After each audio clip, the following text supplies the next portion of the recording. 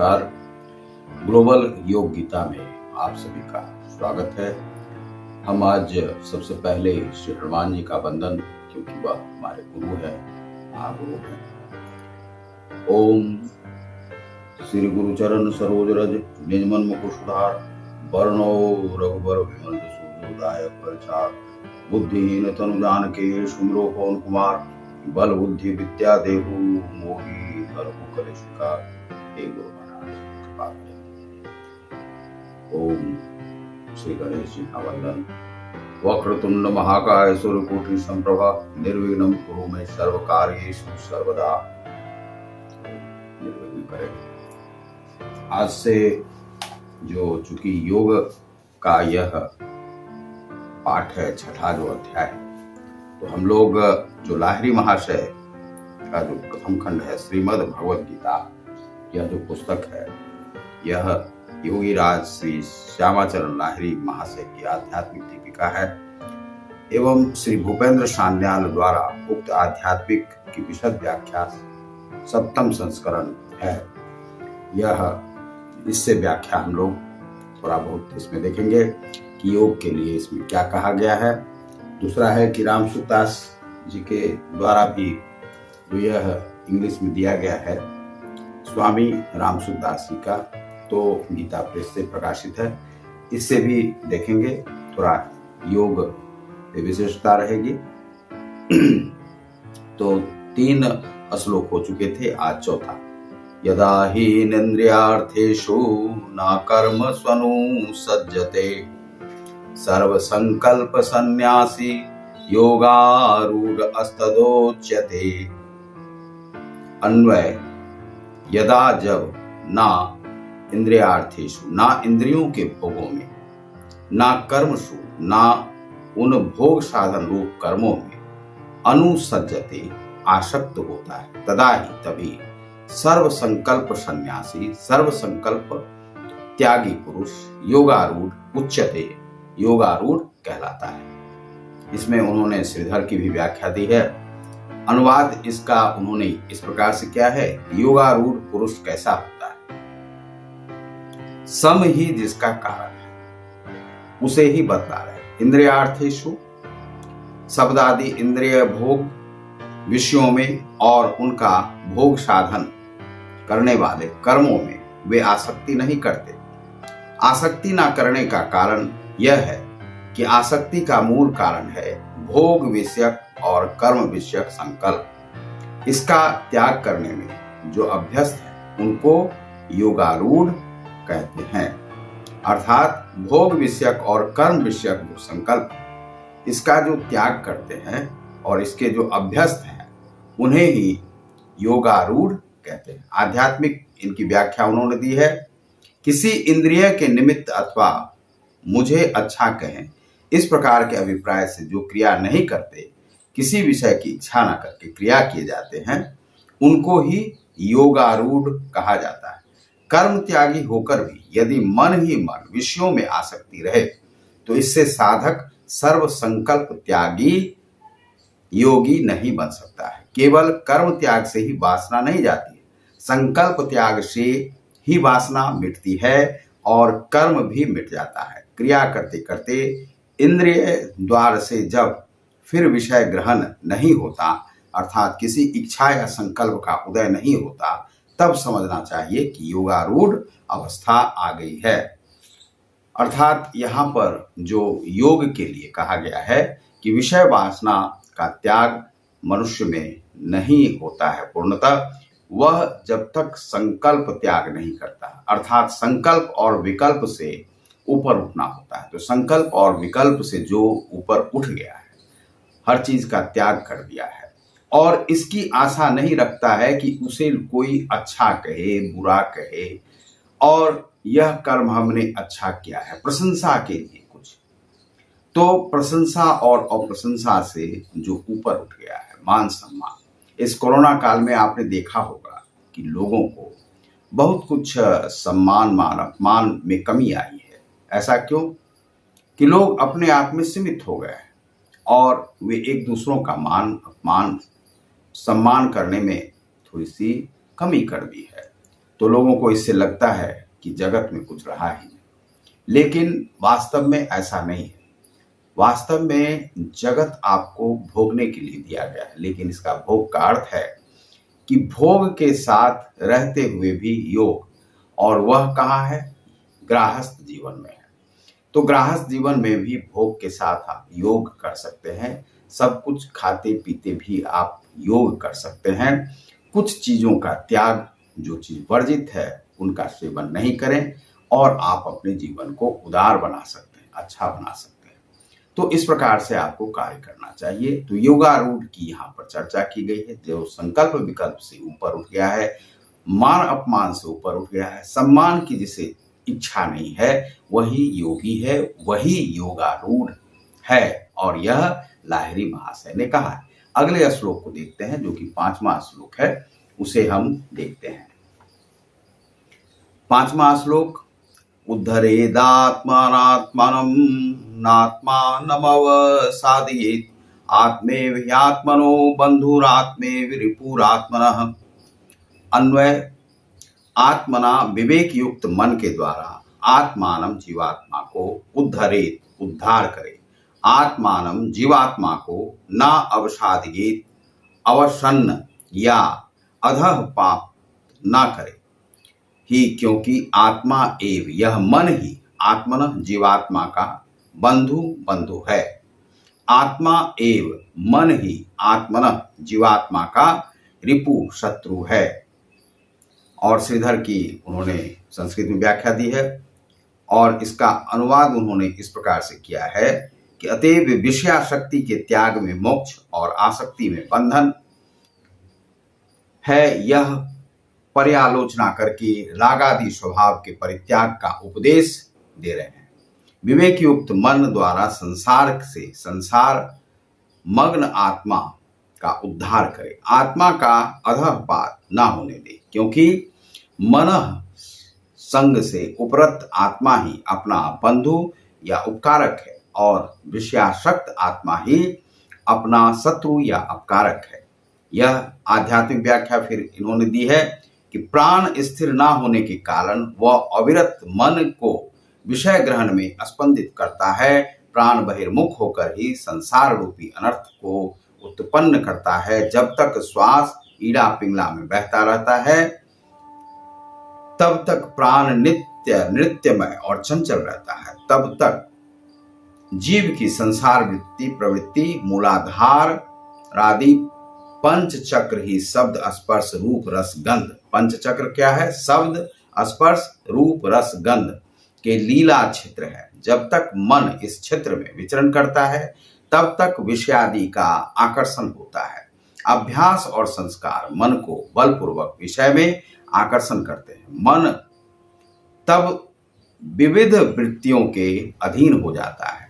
बहुत तरह से समझाने पर भी मन का विषयों के प्रति आकर्षण कम नहीं होता। कहने का अर्थ क्या है कि लाहिरी महाशय ने यहाँ पर कहा है कि जो मन है, मन इसलिए स्थिर नहीं होता है क्योंकि आत्मा को भी आप स्थिर नहीं कर पाते, तो वह योग के माध्यम से स्थिर होता है। तो उसकी चंचलता जब मिट जाती है, तो मन की भी चंचलता, मन को सबसे पहले चंचल होने से रोकना पड़ता है, बुद्धि का अंकुश लगाना पड़ता है।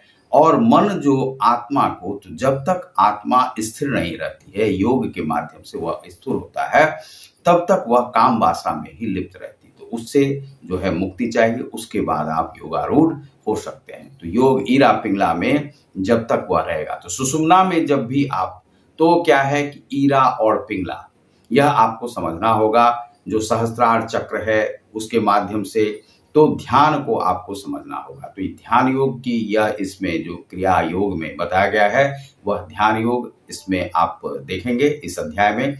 तो क्या है, ईरा और पिंगला दो नस हुई, यह पीठ के मार्ग से या बीच से किनारे से यह जाता है। बीच में जो रीढ़ के भीतर में एक तंतुनुमा है, वह सुषुम्ना है। सुषुम्ना के ही बीच से वह जब आत्मा का संचार होता है, प्राणवायु ऊपर की ओर जाती है, तो क्या होता है कि आपको तब आपकी आत्मा जो है स्थिर होती है, मन भी स्थिर होता है, और तब आप नेह लगाते हैं ईश्वर से।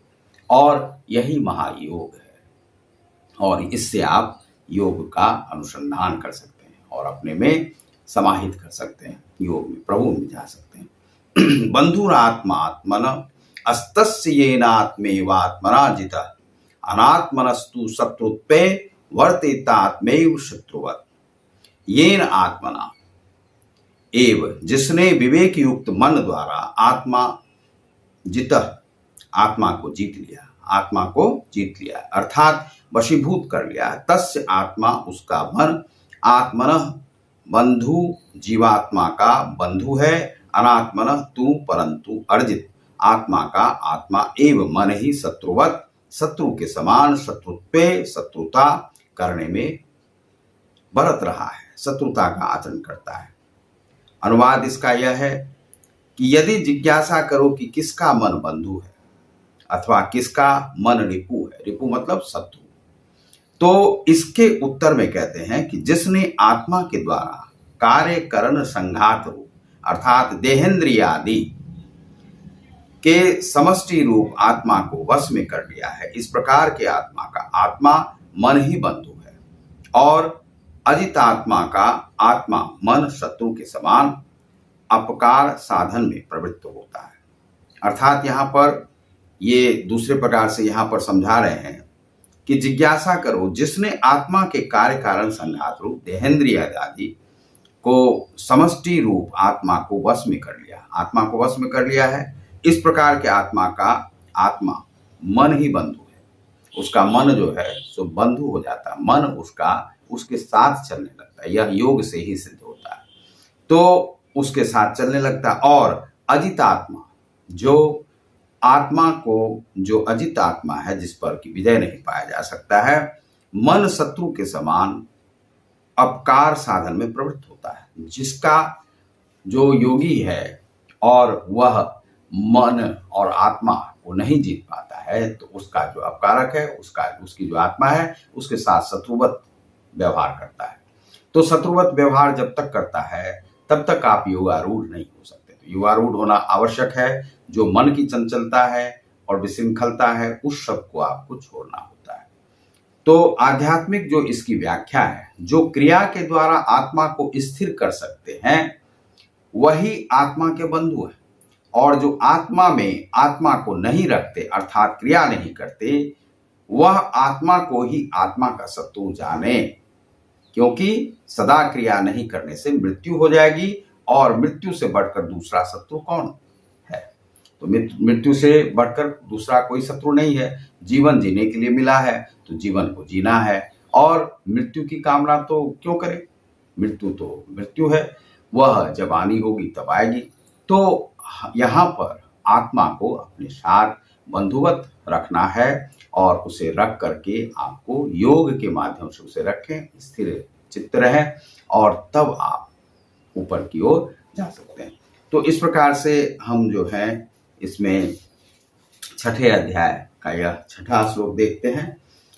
Here Sri Krishna says about the yoga and what is yoga, what is your ego, inner soul, and what is your sentiments and man in the Hindi word, and sentiments is bhavana in Hindi word, and mind is buddhi and heart, and equalization of all body inner parts. After that, your soul is in your hand.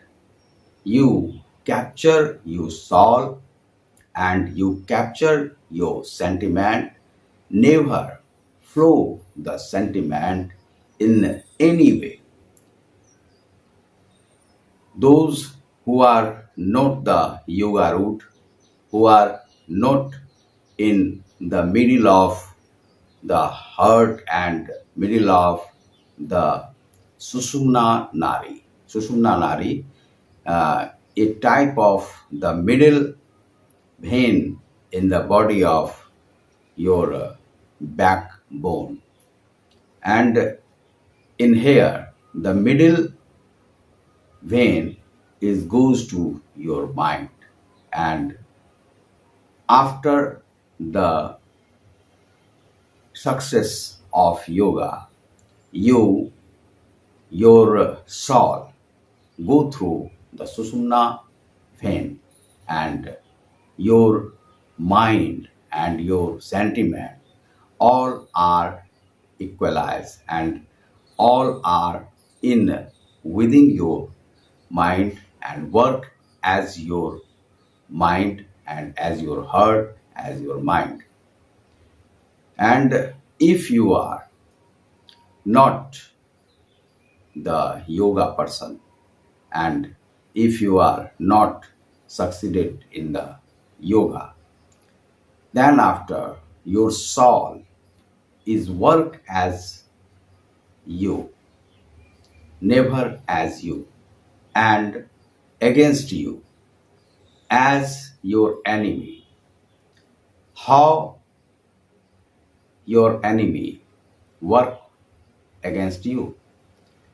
Your enemy ever think against you what to do, and he present a blockage on your way. That is your enemy. And those who their soul in capture of him, and their sentiments capture in with his, he is yoga root, he is succeeded in yoga, and his mind and heart and everything as him, working as him. What is the order, and the soul follow him? That soul is situated in his heart, in his Sushumna vein. Sushumna vein in the Mooladhara to the Sahasrara chakra. This is the yoga, the root word of the yoga. Thank you very much, and namaskar. Global Yoga Gita. I am Sumanji.